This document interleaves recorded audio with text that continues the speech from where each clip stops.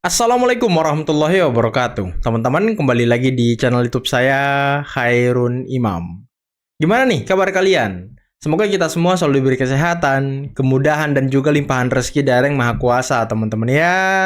Nah, di video kali ini kita akan melihat sebuah tayangan di mana Suginur, mantan narapidana kasus ijazah Pak Jokowi, sepertinya sekarang sedang berusaha untuk merusak hubungan dan mungkin ingin memecah hubungan Pak Prabowo dengan Pak Jokowi dengan menyebarkan fitnah bahwa Pak Jokowi katanya telah mencemarkan nama baik Pak Prabowo melalui isu lahan sawit. Waduh, gerombolan pembenci ini memang usahanya tidak berhenti begitu saja ya.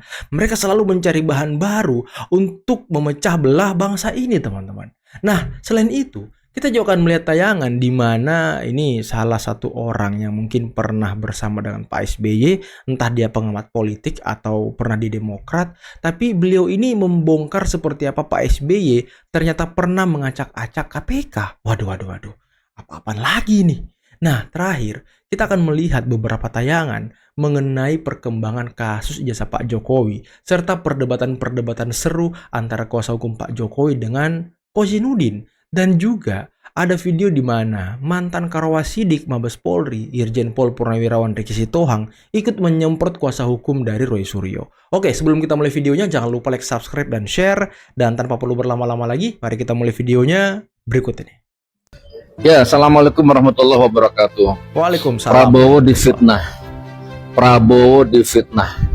Presiden Republik Indonesia Bapak Prabowo difitnah.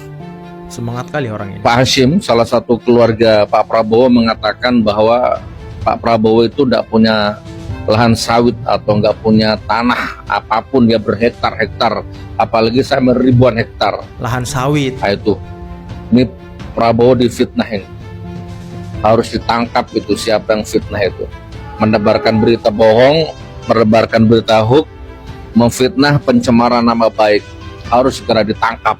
Mulai menjilat ke Pak Prabowo. Masa presiden difitnah? Tidak benar, Pak Prabowo tidak punya 1 hektar pun lahan sawit dimanapun di Indonesia. Tidak punya.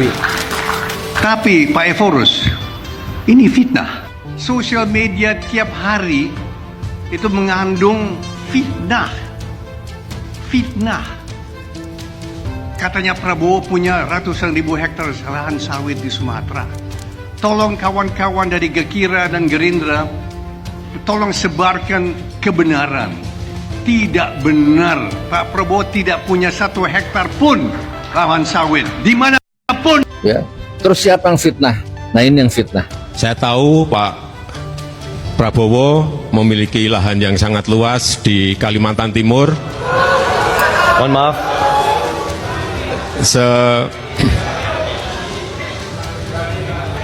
Sebesar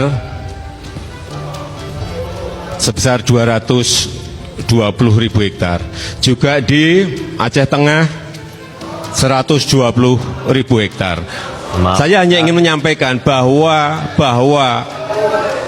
pembagian seperti ini tidak dilakukan masa pemerintahan saya. Nah, itu yang fitnah. Waduh, katanya itu yang fitnah. Inilah ya, orang yang mungkin otaknya nggak nyampe menyebarkan fitnah terhadap Pak Jokowi. Tadi Pak Hashim kalian dengarkan sendiri kan. Pak Hashim mengatakan Pak Prabowo tidak punya lahan sawit, garis bawahi. Tidak punya lahan sawit 1 hektar pun di Indonesia. Dan Pak Jokowi tidak pernah menyebutkan bahwa Pak Prabowo punya lahan sawit. Nah, ini bedanya teman-teman. Memang orang-orang ini, pembenci ini sepertinya otaknya sampai di situ aja ya. Mereka selalu berusaha menyebarkan ya kebencian, fitnah terhadap Pak Jokowi melalui potongan-potongan video, melalui ya framing-framing jahat. Tapi ya biarkan sajalah, itu usaha mereka, kita harus hargai teman-teman. Tapi tugas kita harus meluruskan. Loh, kenapa ini Bung Amin? Loh. Kasihan banget loh. Di mana ini? Oh, ini di pengadilan Surakarta teman-teman, saat sidang ijazah Pak Jokowi 2 hari lalu. Hadir juga rupanya kawan ini ya kan? Nah, ini pihak Pak Jokowi nih, ini pihak Pak Jokowi, kuasa hukum dari Pak Jokowi. Bung Amin, ngapain lagi ya kan? Kalau sudah dihentikan juga, kita tidak akan diam. Belum selesai urusan. kalau sudah dihentikan, kita tidak tinggal diam, kita terus sampai pemalsu ijazah dihukum, kata si Rizal tua bangka ini, ya. Jadi guys, itulah makanya, ya, saya sudah berulang kali katakan, bagi mereka yang selalu mengatakan tinggal tunjukkan aja ijazahnya, tinggal tunjukkan aja saya, sudah ditunjukkan pun, ya, tidak akan berhenti di situ, karena memang target mereka bukan mau melihat ijazah itu asli atau palsu, tapi targetnya adalah untuk, ya, mendowngrade, ya, Pak Jokowi, mendiskreditkan keluarga ini, ya, karena mereka ini ketakutan ketika elektabilitas, ya, atau katakanlah popularitas Pak Jokowi masih terus tinggi dan elektabilitas Wapres Gibran terus melejit, mereka ketakutan tuh nanti Wapres menjadi presiden, ya kan? Jadi teruslah mereka menggoreng isu, dan yang kemudian mereka memang dibayar. Ada yang membayar ini, ya. Saya bisa katakan di sini ada partai yang terlibat, ya. Di sini saya boleh, ya, di dalam isu ijazah Pak Jokowi ini saya mengatakan ada paling tidak 3 partai yang terlibat, ya, dan orang-orangnya, petinggi-petingginya, ya. Nanti kalau kalian mau tahu saya akan jelaskan. Ada partai biru, ada partai merah, ya. Gitu, ada partai putih. Ya. Jadi itu. Jadi saya katakan bagi kalian, ini isunya bukan sekedar ijazah, ya. Sebab kemarin sudah ditunjukkan pun, ya. Seperti si Roy Panci itu, ya. Dia katakan di sana diam aja, tapi begitu keluar dia keluar-keluar. Nah, begitu ditanya, oh kita kan nggak mungkin ribut di situ. Padahal kalau kita perhatikan si Roy Panci itu, dimanapun dia, orang ngomong aja selalu diselak sama dia, ya. Kenapa kemarin di Polda Metro Jaya sana dia nggak keluar-keluar, nggak ribut gitu. Begitu keluar langsung ribut. Nah gitu. Jadi isu ijazah Pak Jokowi ini, ya, adalah, ya, benar yang dibilang Pak Jokowi bahwa di sana ada orang besar. Saya ulangi, paling tidak ada 3 partai terlibat di sana, ya. Karena kepentingan apa? Kepentingan the leader Indonesia, ya. Untuk 2034 lah paling tidak. Kalau 2029 itu masih Pak Prabowo, ya. Jadi tidak ada itu, ya. 2034 mereka ini ketakutan Gibran jadi presiden. Itu aja sebenarnya poinnya, ya. Dan kemudian, ya, kembali lagi barisan sakit hati, ya, ormas-ormas yang dulu dibubarkan Pak Jokowi seperti HTIFP ini terus mereka ini mau balas dendam sama Pak Jokowi. Itu aja kepentingannya. Dan yang kemudian ya itu tadi, cari duit, ya. Karena kalau kita lihat, ya, setiap hari kerjaan mereka seperti itu. Dari mana? Siapa yang bayar? Biayanya siapa? Operasionalnya dari mana? Kan gitu. Apalagi itu mak-mak tuh, nenek-nenek peot-peot, ya, yang jelek-jelek itu tuh. Itu pasti dibayar. Gak mungkin dong mereka ongkos sendiri datang kemana-mana gitu kan. Pasti ada dibayar kan. Jadi gitu. Jadi ini cuan juga. Lebih lagi kalau kita dengarkan, mereka bikin podcast, ya. Mereka juga jadi YouTuber, ya. Laris sekali menjual nama Pak Jokowi itu. Jadi untuk kau Rizal Padilla, tua bangka, harusnya kau bertobat, ya. Kau napas saja kau sudah ngos-ngos kayak gitu, tapi mulutmu itu, ya, seperti asu. 2010, ya, Kongres kedua 2010 di Bandung. Calonnya SBY itu Andi Malarangeng. Siapa Andi Malarangeng? Dari masih partai yang tidak lolos. PDK, dia sekjennya waktu itu.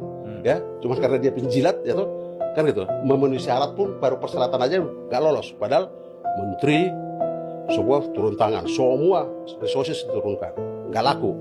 Persyaratannya nggak laku. Waktu itu misal 125 suara, dia tidak sampai 100. Anas terpilih. Itu geber tuh. Partai Demokrat begitu Anas jadi ketua umum, paling Demokrat itu 34%. Wah, semua berita dunia. Ya, karena sesuatu hal, proses hukum dan terus terang saja, ini pun dulu kan sesuatu yang tidak elok. Waktu itu SBY di luar negeri. Masa seorang presiden, bahkan dia adalah sebagai pembina Demokrat, Anas ketua umum, dari luar negeri dibilang, tolong KPK supaya status Anas diperjelas. Itu kan ada itu. Di luar negeri, ya kan? Kan aneh, ya toh? Sehingga sebelum Anas tersangka, dia bentuklah presidium. Ya. Itulah yang saya katakan, dialah pembegal partai sebenarnya. Belum ada azas praduga tak bersalah dong. Itu hanya dikumpulkan di Cikeas. gitu loh. Nah, dia telepon saya waktu itu, supaya saya tidak boleh bicara, itu, boleh. Ini SBY, boleh apa? Disumpah, mengaku nggak dia? Dia telepon saya supaya saya tidak boleh bicara. Memang kalau saya nggak ditelepon, pasti saya bicara. Aja pada salah.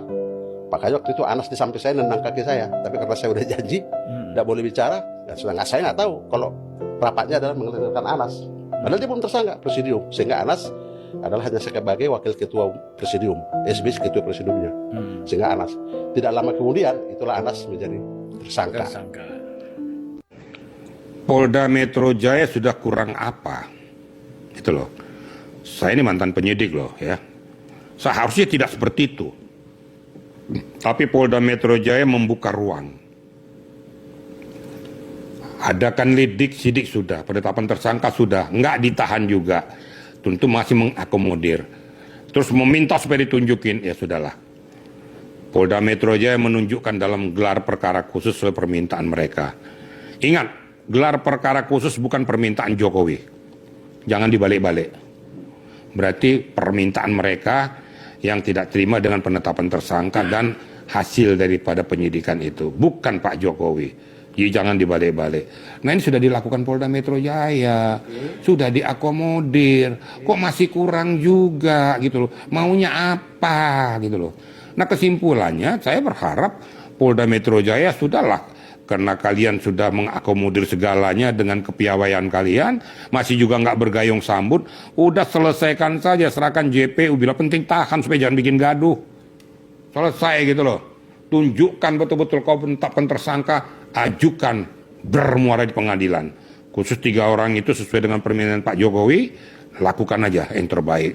Biar nanti di arena pengadilan nanti adu data, adu fakta, adu pembuktian untuk mendudukkan pokok permasalahan sesuai dengan proporsinya dan adanya keadilan bagi seluruhnya.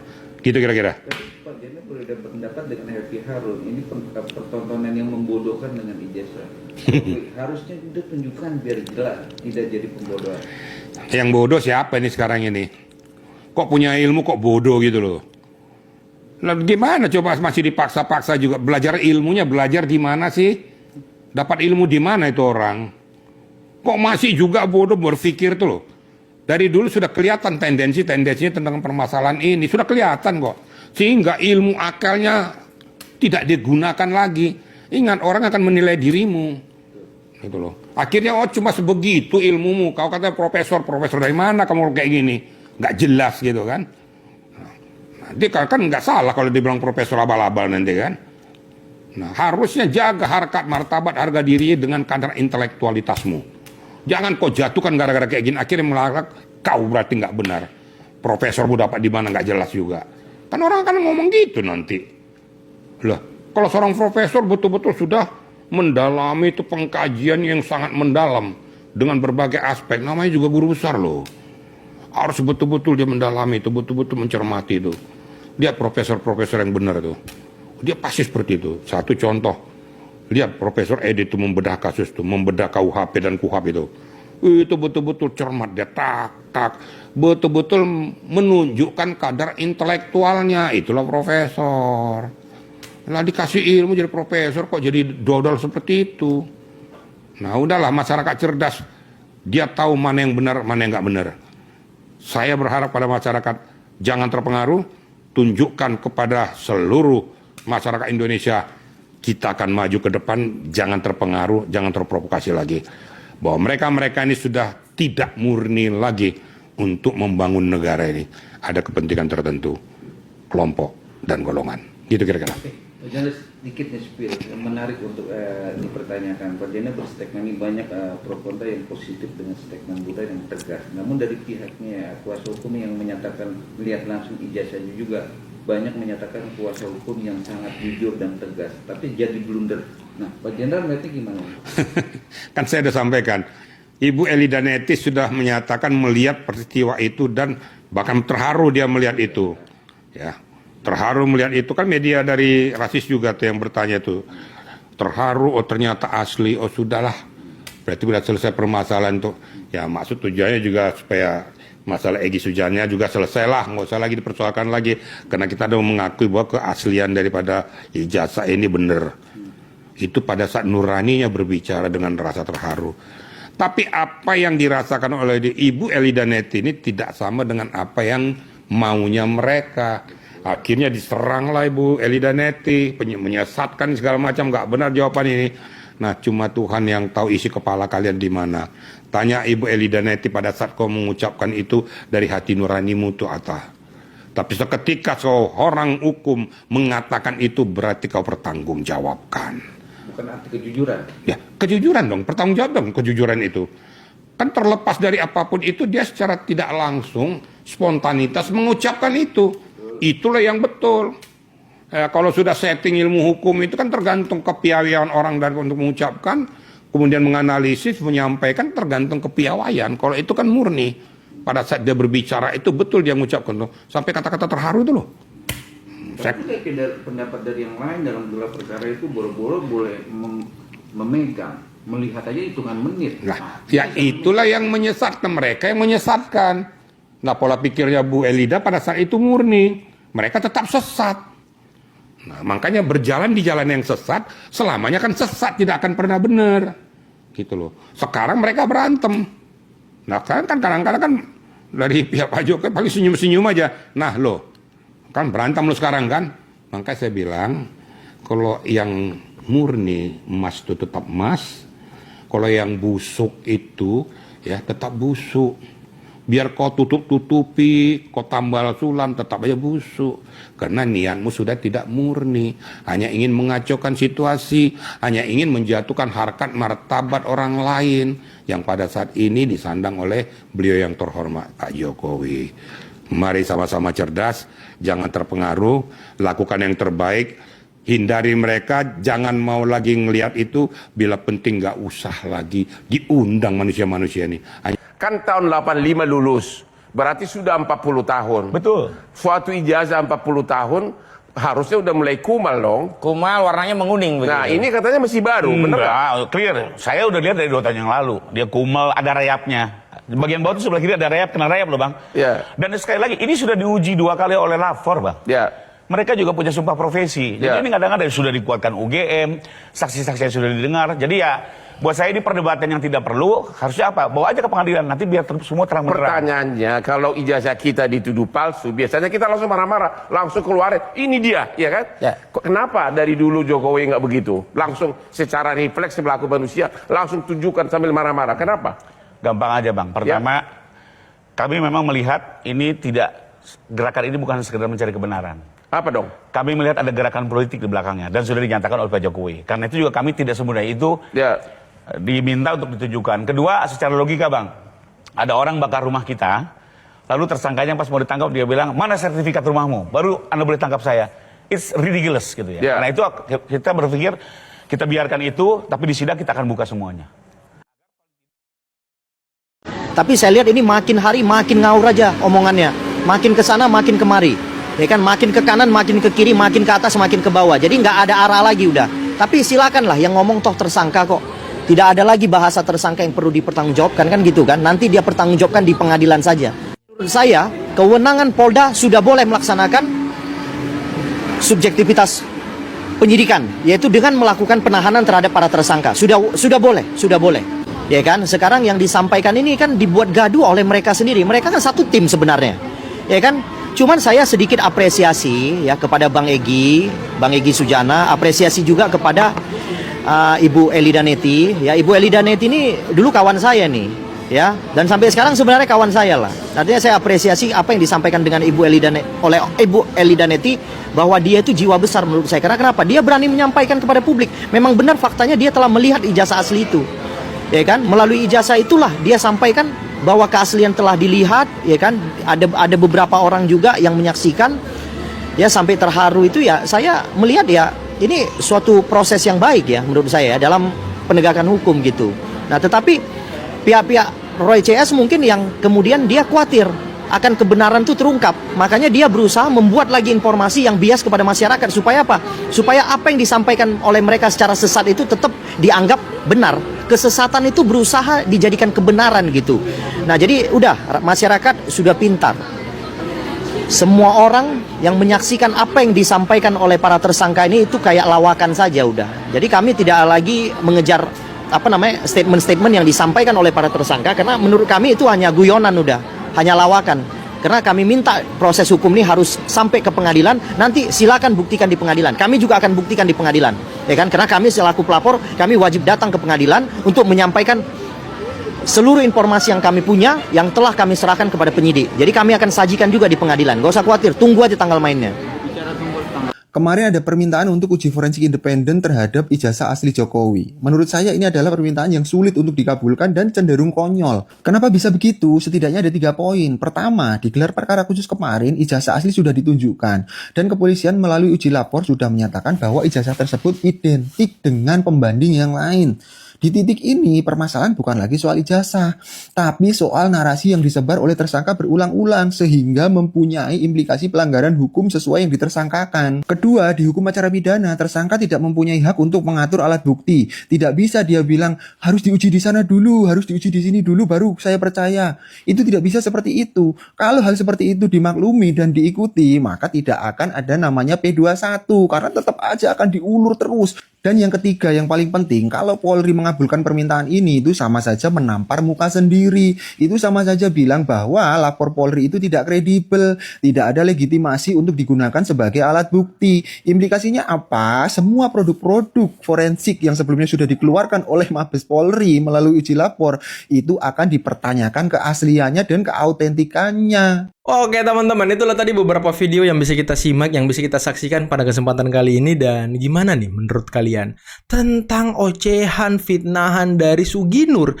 yang kembali berusaha untuk memecah hubungan Pak Jokowi dan Pak Prabowo melalui fitnah-fitnah murahannya? Ya saya nggak ngerti apa otaknya nggak nyampe atau memang pikirannya nggak digunakan. Masa iya sih video Pak Hasyim yang membahas soal lahan sawit dan video Pak Jokowi yang membahas soal lahan tok saja, dia nggak bisa mencernanya teman-teman, kan aneh.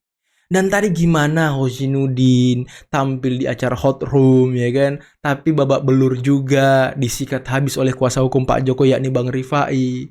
Bagaimana tadi Irjen Pol Purnawirawan Ricky Sitohang ikut memperingatkan dan menyemprot juga membungkam kuasa hukum Roy Suryo yang ngata-ngatain kuasa hukum dari Egy Sujana. Ini kan apa ya, riak-riak pertengkaran-pertengkaran yang memang mungkin sudah sangat lama dipupuk sampai dia menjadi bola salju teman-teman.